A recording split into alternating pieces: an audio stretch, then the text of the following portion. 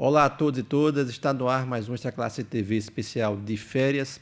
Hoje vamos falar sobre os impactos do assédio moral na vida dos trabalhadores em educação. Quem conversa conosco é a assessora jurídica do SINT-RN, a advogada Ana Cláudia. Ana Cláudia, seja bem-vinda. Obrigada, Denô. É sempre uma satisfação estar aqui com vocês, ainda mais para conversar sobre um tema tão importante como esse. Importante e delicado, Ana. Eu queria saber de você o que caracteriza o assédio moral no ambiente de trabalho e se há diferenças entre conflito comum e assédio.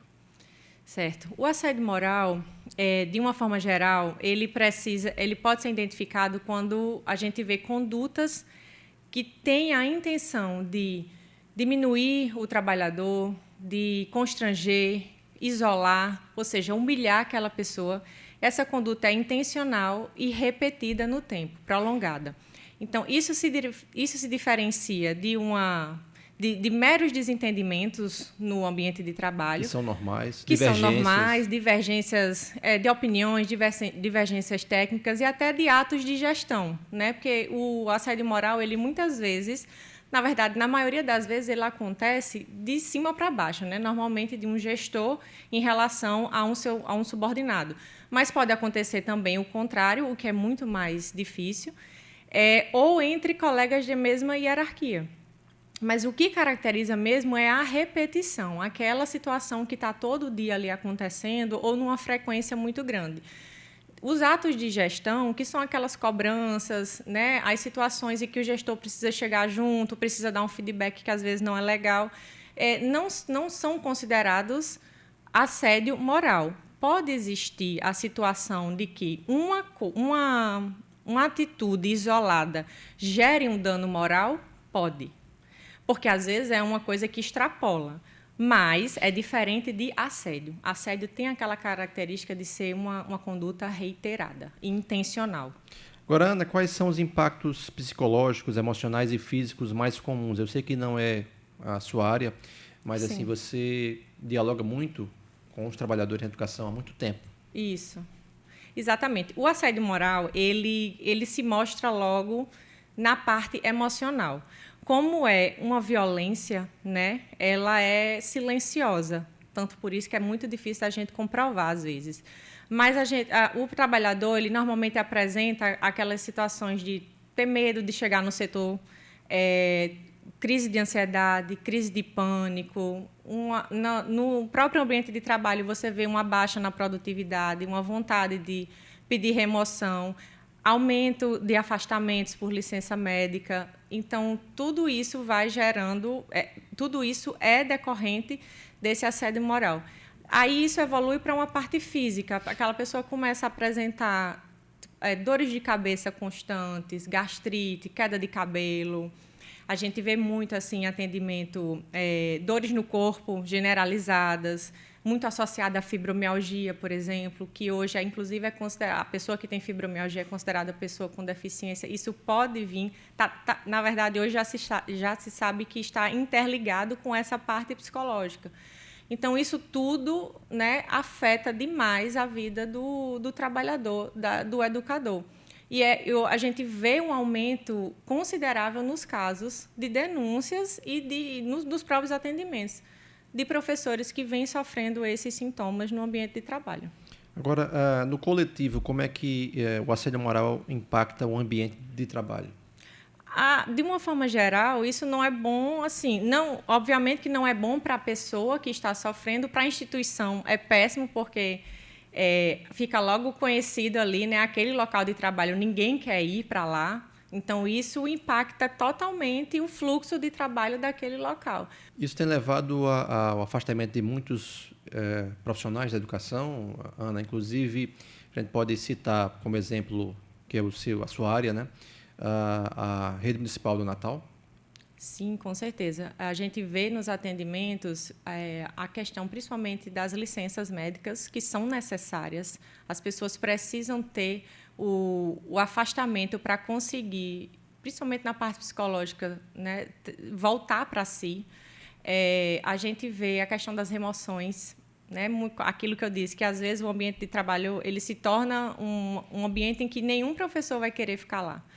Seja aquela pessoa que está sendo está sofrendo o assédio diretamente, ou as outras pessoas que vêm, né, acabam sendo testemunha e vão ficando ali meio ressabiadas, então vão vendo que aquele ambiente não está legal.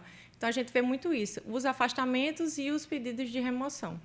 E aquela parte também, Ana, tem a questão também de quando o profissional adoece, precisa faltar, ele às vezes é questionado por isso pode ser caracterizado como assédio? Pode ser caracterizado como assédio quando você está controlando as licenças médicas, controlando idas ao banheiro, isolando aquela pessoa. São coisas que a gente também vê, que são casos que se repetem.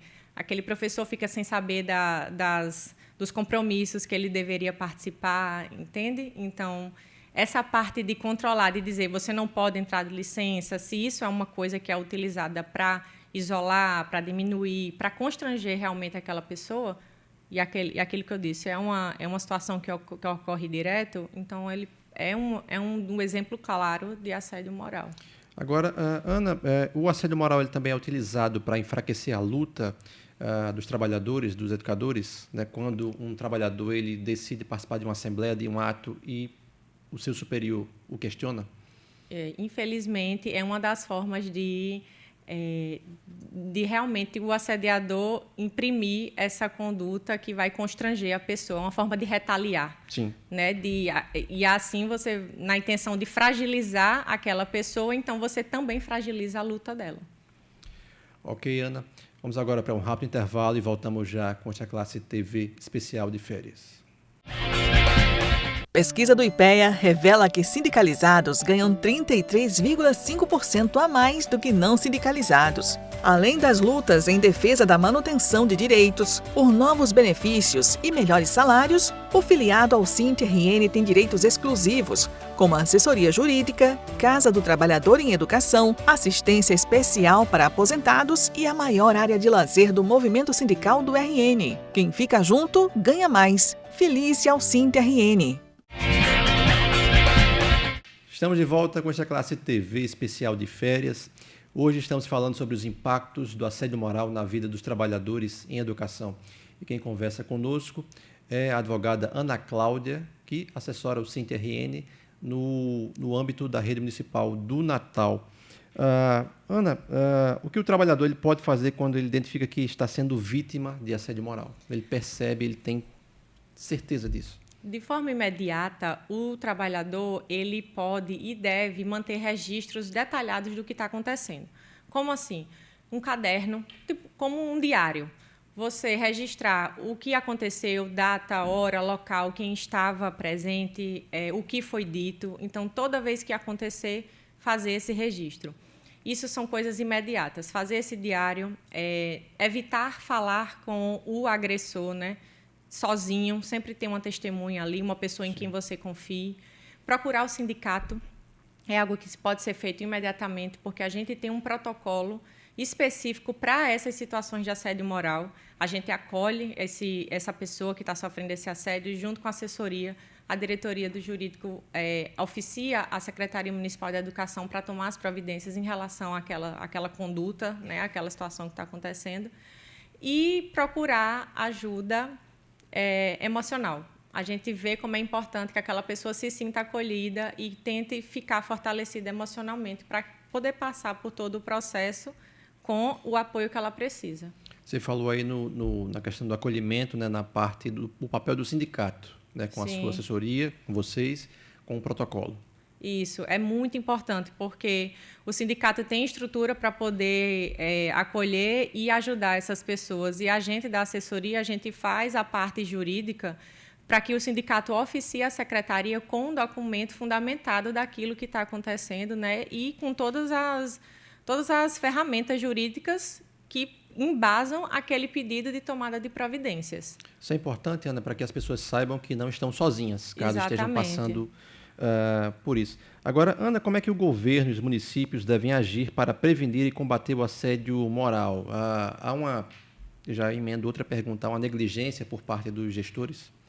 Olha, a gente vê que como eu disse, a maioria dos casos, eles vêm de cima para baixo, né? Normalmente é um gestor que está fazendo que está tomando essa conduta de que a gente pode classificar como assédio moral. Então, a gente vê que capacitação é algo que é indispensável para que esses gestores entendam que não podem passar do limite, né? Capacitar, fortalecer a categoria para ela entender que tem estrutura, que é algo que o sindicato faz, né? E busca estar sempre junto com a categoria, né? Para evitar que esse tipo de coisa aconteça. Infelizmente, a gente não tem uma legislação específica sobre principalmente procedimentos em relação a assédio moral especificamente. Mas existem mecanismos para poder coibir isso. E a denúncia é o que a gente vê que que dá mais resultado, porque é só com a exposição que o assédio moral para, muitas vezes. Agora, Ana, existe uma cultura do silêncio, né? A vítima tem medo de denunciar, de ser retaliada, né? Mais perseguida ainda, e se cala. Como combater essa cultura do silêncio e como encorajar as pessoas a denunciarem, né, essas situações? Acolhimento e pessoas de confiança. Assim, muitas vezes você não consegue denunciar esse assédio moral para aquela sua chefia imediata, Sim. Justamente por essa conjuntura que a gente vê. Mas procurar não se isolar e procurar o sindicato, ainda que você não seja sindicalizado. Procurar o sindicato, a gente vê que faz toda a diferença nesse processo. Porque aquela pessoa que está ali, que não sabe o que fazer, já está fragilizada, o sindicato vai ter a estrutura para encaminhar tudo que aquela pessoa precisa, tanto do jurídico como da parte de acolhimento. Porque a gente não vai dispor dessa parte do apoio emocional especializado, né? Porque aí é um profissional especializado, mas só em você ter uma solução ali, ou pelo menos um caminho, a gente vê que consegue resolver e aquela situação vai se encaminhando para que aquela pessoa não se sinta mais tão assim. E a gente está sempre falando para o pessoal a questão das provas, né? Que a gente falou do que aquela pessoa pode fazer de uma forma imediata, mas em relação às provas que ela pode guardar, serve de tudo. E-mail, mensagem no WhatsApp, memorandos, gravações. As pessoas, se você estiver participando de uma conversa em que aquilo está acontecendo, você pode gravar vídeo, pode gravar áudio. Uma forma de se proteger, de comprovar. É uma forma de se proteger, de se comprovar. As próprias testemunhas, a gente vê que é muito importante, porque muitas pessoas vendo aquilo acontecendo, traz veracidade àquilo que a vítima está dizendo também. Agora, Ana, é muito comum, né, estamos em 2026, e é muito comum que quem está passando pelo estágio probatório, essa pessoa seja levada a ter medo de participar das atividades, né? Inclusive de uma greve. Essa pressão, né? Essa coisa que é colocada sobre o trabalhador, isso é uma forma de assediá-lo? Ela pode ser considerada, assim, uma forma de assédio. A gente precisa sempre fazer aquela distinção, né, da conduta repetida, Sim. Mas a gente sabe que existe essa cobrança excessiva e essa instauração do medo de uma pessoa no estágio probatório não poder exercer o seu direito constitucional de se filiar, né, de buscar os seus direitos. O próprio ambiente de trabalho digno, como eu falei, é um direito que as pessoas podem e devem cobrá-lo. Ana, para a gente encerrar o programa de hoje, né, que mudanças estruturais são necessárias para que a gente possa construir ambientes de trabalho mais seguros, saudáveis e respeitosos? Denon, eu acredito que são principalmente duas coisas. Capacitação constante, principalmente dos gestores, para eles entenderem a importância de um ambiente Sim. de trabalho sadio, digno para esses professores, e valorização, de um modo geral, da carreira. E a gente passa por vários setores quando a gente fala de valorização, mas o professor ele precisa ser valorizado. E a gente vê cada vez mais essa carreira crescendo e não sofrendo como a gente vê hoje, a exemplo do aumento dos casos de assédio moral. Ana, muito obrigado pela sua participação nesta classe TV especial de férias. Muito obrigada também, é sempre um prazer estar aqui com vocês. E é isso, vamos ficando por aqui. Obrigado pela sua audiência, pela sua paciência. Nos encontramos no próximo domingo.